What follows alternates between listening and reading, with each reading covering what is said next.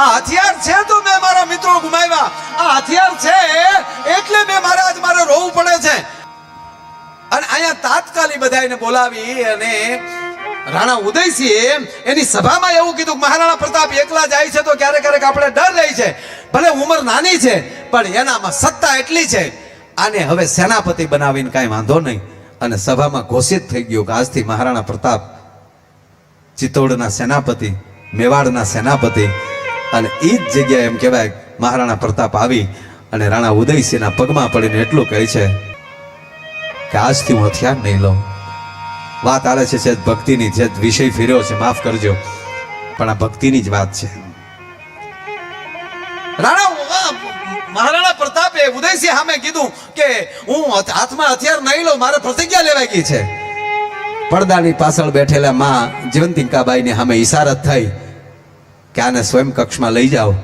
અને મહારાણા પ્રતાપના સ્વયં કક્ષમાં લઈ જાય અને એની જળનારી જનેતા માં જીવંતિકાબાઈ એટલું કહે છે કે પ્રતાપ, આ માટે મેં તને ભાગવત સંભળાવ્યું છે, આ માટે મેં તને ગીતાના પાઠ સંભળાવ્યા છે, આ માટે મેં તને રામાયણ સંભળાવી છે.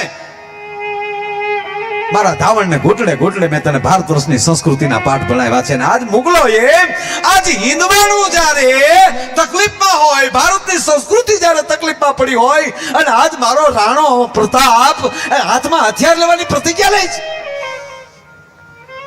એવે જ ટાળે રાણા ઉદયસિંહ આવે છે. મહારાણી હવે વધારે કહેશો નહીં.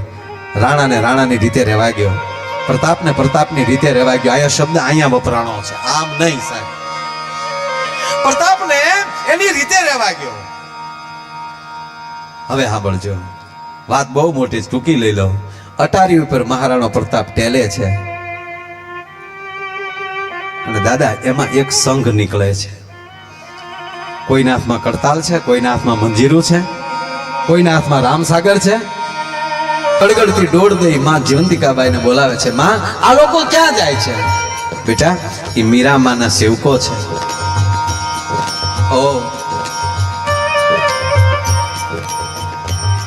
મીરામાનો ટૂંકો પરિચય આપે છે. માં મને મીરામા પાસે મૂકી જાય. સાંભળજો, હવે મહારાણા પ્રતાપને માં મીરામા આવી, મારે માં પાસે જવું છે અને મારે માં મીરામાની ઘોડે કૃષ્ણની ભક્તિમાં રંગાવવું છે. હવે મારા હાથમાં તલવાર નથી લેવી, મારે હાથમાં એક તારો લેવો છે.